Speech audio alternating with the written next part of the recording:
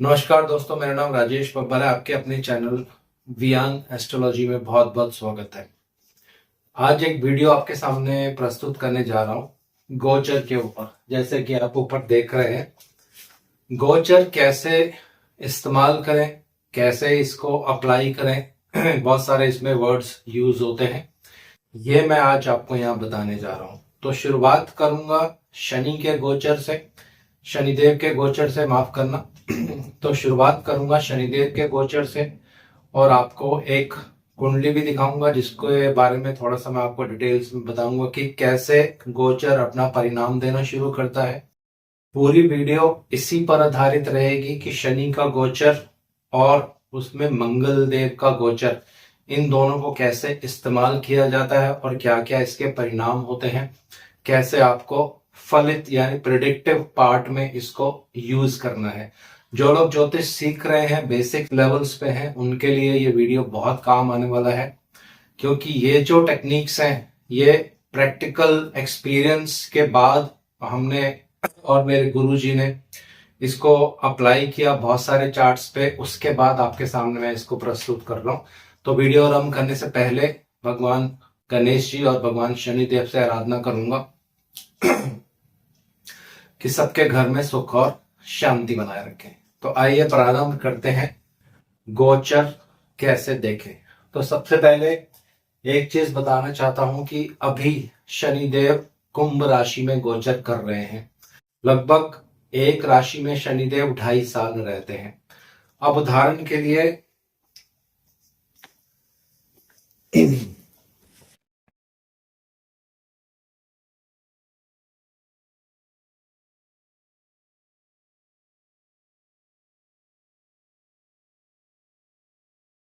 तो एक राशि में शनिदेव 2.5 साल के लिए रहते हैं। तो उदाहरण के लिए सबसे पहले सरल तरीके से आपको बता रहा हूं, कोई भी कुंडली आप देखें और यहाँ पे लिख लेते हैं, यहाँ लिख लेते हैं 11 नंबर और यहाँ पे लिख लेता हूं मंगल देव। अगर आपकी जन्म कुंडली में, अब ये जन्म कुंडली में बता रहा हूं, गोचर नहीं, ये ध्यान रखिए। अगर जन्म कुंडली में मंगल देव कुंभ राशि में है तो आप यहाँ पे एक साधारण फलित क्या कर सकते हैं कि जब शनिदेव का गोचर कुंभ राशि में होगा उस समय में आपके प्रोफेशनल लाइफ में प्रॉब्लम आना शुरू हो जाएगा। ये क्यों आएगा ये मैं आपको कारण अभी बता रहा हूं। ये इसलिए होगा कि शनिदेव आ तो रहे हैं अपने ही घर पे, लेकिन जन्म कुंडली में उनके घर में मंगल देव ऑलरेडी पहले से ही यहाँ पर विराजमान है। तो शनिदेव और मंगल देव में बहुत ज्यादा शत्रुता रहती है। जब भी ये दोनों ग्रह गोचर में भी मिलन करते हैं या गोचर में एक दूसरे को देखते हैं तो खून खराबा होना, मारकाट होना, लड़ाई होना, अग्नि से रिलेटेड इवेंट्स होना, ये सब चीजें देखने को मिलती हैं आपको। तो जब शनिदेव कुंभ राशि में आएंगे तो यहाँ पे प्रोफेशन में प्रॉब्लम होना शुरू हो जाएगा। अब प्रोफेशन क्यों लिया है यहाँ पे? प्रोफेशन इसलिए लिया है कि जन्म कुंडली में शनिदेव जो हैं आपके कर्मों के कारक हैं, आपके व्यापार, आपके प्रोफेशन, आपकी नौकरी, इन सब चीजों को दर्शाते हैं दोस्तों। तो इसलिए व्यापार या बिजनेस या जॉब में प्रॉब्लम आना शुरू हो जाता है। अब यहाँ पे सवाल आपके मन में एक आने वाला है कि शनिदेव तो आए हैं गोचर में कुंभ राशि में, पर एक राशि में 2.5 साल तक रहते हैं, तो इसका मतलब क्या 2.5 साल तक मुझे अपने प्रोफेशन या अपने कार्य में दिक्कत रहेगा, प्रॉब्लम रहेगा? तो इसका भी यहाँ पे सोल्यूशन है। वो कैसे आपको देखना है ये मैं आप बता रहा हूं। आपको यहाँ देखना है कि मंगल देव के अंश कितने हैं। तो उदाहरण के लिए मान लेते हैं मंगल देव के 15 अंश हैं। जन्म कुंडली के मंगल देव के 15 अंश हैं। तो जब शनिदेव यहाँ कुंभ राशि में प्रवेश करेंगे तो एक महीने में 1 डिग्री चलते हैं शनिदेव, क्योंकि एक राशि 30 डिग्री की होती है। तो लगभग लगभग इनको 30 महीने चाहिए इस पूरी राशि को पार करने के लिए। तो यहाँ पे आपको क्या विधि लगानी है, जब तक 15 डिग्री शनिदेव पार नहीं कर जाते हैं तब तक व्यक्ति के कार्य क्षेत्र में समस्याएं रहेंगी ही रहेंगी, क्योंकि मंगल देव 15 डिग्री पर है।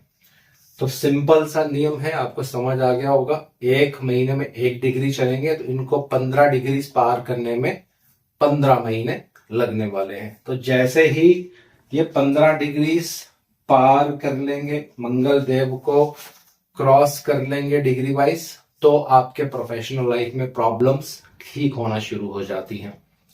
ये एक विधि हो गई गोचर को देखने की। अब इसमें और भी टेक्निक है, वो आपके साथ में साझा कर रहा हूं। कई बार आप ऐसा भी देखेंगे कि शनिदेव कुंभ राशि में आ गए, गोचर के शनिदेव, और वहां मंगल देव पहले से ही बैठे हैं, परंतु व्यक्ति को बहुत ज्यादा प्रॉब्लम नहीं होती है। इसके क्या नियम है ये भी अभी यहाँ पे देख लेते हैं। इसका एक साधारण सा नियम यह है कि अगर आपकी जन्म कुंडली में उदाहरण के लिए बृहस्पति यहाँ पे है, या बृहस्पति यहाँ पे है, या बृहस्पति यहाँ पे है, तो 1 2 3 4 5, 1 2 3 4 5, मैं हमेशा उल्टा गिनता हूं, 1 2 3 4 5 6 7 8 9, और ये 7वीं दृष्टि होगी। तो 3 दृष्टियां बृहस्पति देव की यहाँ मंगल देव पर पड़ने वाली है। तो जैसे ही शनि देव यहाँ पे प्रवेश करेंगे तो प्रोफेशन में जो प्रॉब्लम 100% होना चाहिए था वो घटकर 20 से 30% तक ही रह जाता है। ये नियम भी आपको साथ साथ लगाना है, ये दूसरा नियम है। अब इसमें तीसरा और क्या नियम है कि शनिदेव कुंभ राशि में आ गए, वहां मंगल देव बैठे हैं, लेकिन फिर भी प्रोफेशन में प्रॉब्लम नहीं होता है, या बहुत कम स्तर पे होता है। ऐसा इसलिए भी हो सकता है कि मंगल देव के साथ कोई शनि देव के अति मित्र बैठे हों, या शुक्र देव मंगल देव के साथ ही बैठे हों, तब भी आप देखेंगे बहुत सा बचाव जो है शनि देव को यहाँ पे हो जाता है, प्रोफेशन में इतना ज्यादा प्रॉब्लम नहीं आता है। ये तीसरा नियम हो गया। अब चौथा नियम क्या है कि अगर उदाहरण के लिए शनिदेव कुंभ राशि में आ गए, वहां पहले से मंगल देव हैं, साथ के साथ बृहस्पति गोचर के अगर इस कॉम्बिनेशन को देख लेते हैं, अभी बृहस्पति 2 नंबर में चल रहे हैं तो 11 12 1 2 अभी तो नहीं देखेंगे, लेकिन जब 3 नंबर में आए, या उदाहरण के लिए मैं आपको बता रहा हूं कि अगर शनिदेव कुंभ राशि में है और बृहस्पति देव गोचर के यहाँ पे आ गए, यहाँ आ गए, या यहाँ आ गए, तो उन 1 साल के अंदर अंदर भी प्रोफेशन में इतना ज्यादा प्रॉब्लम नहीं रहता है। ये गोचर को देखने की 3 या 4 विधियां जो मैंने आपको बता दी हैं, क्योंकि ऐसा इसलिए होता है, बृहस्पति देव एक शुभ ग्रह है और शनि देव के अति मित्र माने जाते हैं।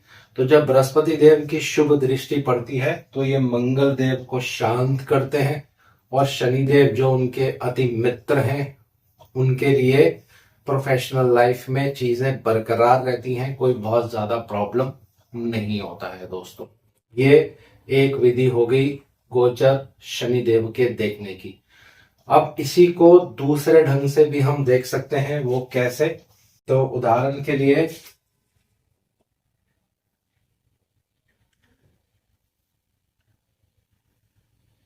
उसके बाद मैं आपको एक कुंडली के माध्यम से भी बताऊंगा कैसे चीजें जो हैं जीवन में खराब हो जाती हैं जब गोचर आने वाला होता है। उदाहरण के लिए किसी के 11 नंबर में कुंडली में, अब मैं जन्म कुंडली की बात कर रहा हूं, गोचर की बात नहीं कर रहा हूं यहाँ पे, किसी के जन्म कुंडली में शनिदेव 11 नंबर में है और गोचर में घूमते घूमते मंगल देव या तो कुंभ राशि में आ जाए, तो उस समय में प्रोफेशनल लाइफ में प्रॉब्लम होता है। या 10 9 8 यहाँ पे होगा 8 8 9 10 11 गोचर के मंगल देव यहाँ पे आ जाए और शनि देव को देखें। और तीसरा, अगर गोचर के मंगल देव शनि देव पर अपना अष्टम प्रभाव डाल दें, 1 2 3 4 5 6 12, 1 2 3 4, जैसे कि आप देखेंगे अभी 4 नंबर में मंगल देव गोचर कर रहे हैं। तो यहाँ 11 पूरा लिख देता हूं इसको, ताकि समझने में आपको इजी हो जाए। इसको थोड़ा सा मिटाना पड़ेगा और ये पूरा 5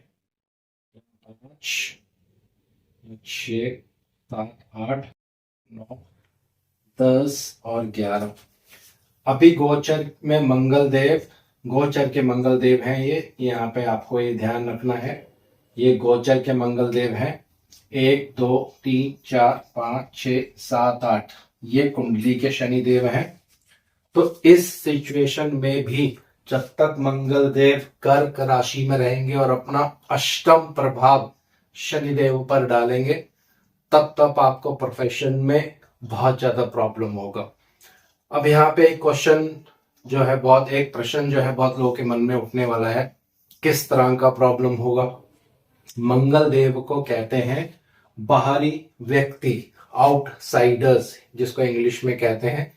किसी बाहरी व्यक्ति की वजह से आपको समस्या जो है जीवन में उत्पन्न होने लग जाएगी।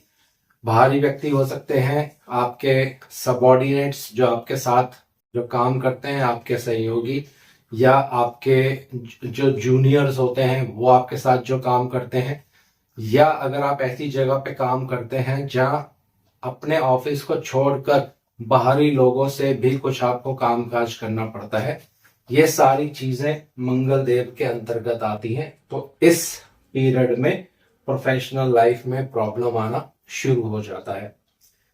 तीसरा, जब ये गोचर अगर बन रहा है आपकी कुंडली में, शनिदेव 11 नंबर में है और मंगल देव 4 नंबर में आ जाते हैं गोचर में, तो ये एक्सीडेंट का भी बहुत साफ कॉम्बिनेशन होता है दोस्तों।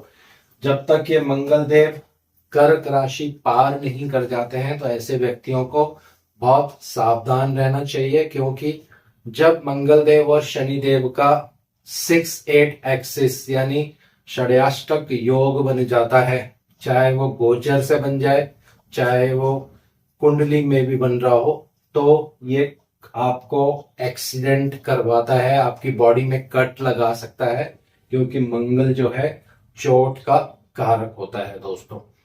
तो इसी तरह से धीरे धीरे मैं आपके सामने और वीडियोस प्रस्तुत करूंगा जिसमें आपको और गोचर की विधियां थोड़ा सा डिटेल्स में बताऊंगा।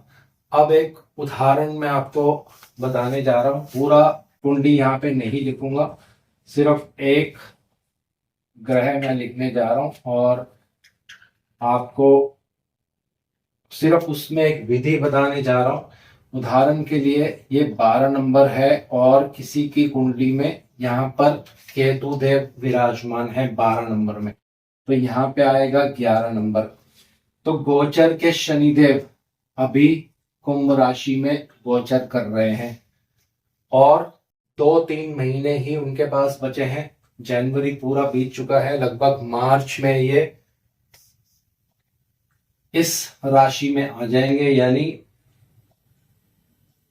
मार्च में लगभग मीन राशि में प्रवेश करने वाले हैं।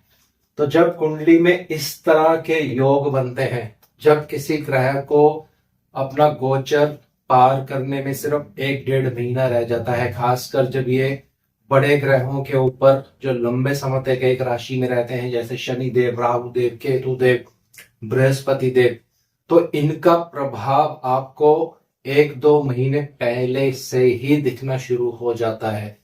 तो ये शनिदेव जब राशि परिवर्तन करेंगे या गोचर से राशि चेंज करेंगे और मीन राशि में आएंगे, उससे पहले पहले ही ये आपको हेल्थ इश्यू देना शुरू कर देंगे। जब शनिदेव और केतु देव का मिलन होता है गोचर में, तो व्यक्ति को हेल्थ इश्यूज हमेशा आने लग जाते हैं दोस्तों। प्रोफेशनल लाइफ में भी प्रॉब्लम होती है, ये अगली वीडियो में मैं आपको डिटेल्स में बताऊंगा कि जब केतु देव शनिदेव के ऊपर आते हैं तो क्या होता है, और जब शनिदेव केतुदेव के ऊपर आते हैं तो क्या होता है, लेकिन एक सिंपल विधि मैंने आज आपको बता दी है कि गोचर कैसे देखा जाता है। दूसरी चीज यहाँ पे जो बहुत महत्वपूर्ण है वो मैं आप थोड़ा सा यहाँ क्लियर कर देता हूं। ये जो गोचर है मैंने लगन कुंडली से देखा है, चंद्र कुंडली से नहीं देखा है। गोचर ज्यादातर जब आप लगाएंगे तो लगन कुंडली से ही प्रैक्टिस करिए, क्योंकि चंद्र कुंडली जो है आपके मन को दर्शाता है, लेकिन प्रैक्टिकल जब आपको चीजें देखनी होती हैं तो आपको लगन कुंडली का ही सहारा लेना पड़ता है। तो लगन से जब आप गोचर देखेंगे तो ये बिल्कुल आपको सटीक रिजल्ट्स देगा, सटीक परिणाम देगा। और इसको साथ साथ फिर आप और ऐड ऑन कर सकते हैं दशाओं के साथ। और नवतारा चक्र पद्धति होती है, वो मैं भी आने वाली 2-4 दिनों में उसके ऊपर एक वीडियो बनाऊंगा, कैसे नवतारा चक्र पद्धति से भी आप इवेंट्स जो है पकड़ सकते हैं। तो आज छोटी सी ही वीडियो है ये, इस वीडियो को यहीं विराम दे रहा हूं। आशा करता हूं सब कुशल मंगल होंगे और अगली वीडियो में गोचर के बारे में और चर्चा करेंगे, जिसमें केतु देव, राहु देव और शनिदेव, इन 3 ग्रहों का विस्तार से आपको मैं गोचर बताऊंगा, जिसमें एक उदाहरण भी मैं लूंगा और आपको बताऊंगा कैसे शनिदेव, केतुदेव, राहुदेव का गोचर हुआ और क्या वहां पे परिणाम निकल कर आते हैं दोस्तों। तो आशा करता हूं सब कुशल मंगल होंगे। धन्यवाद।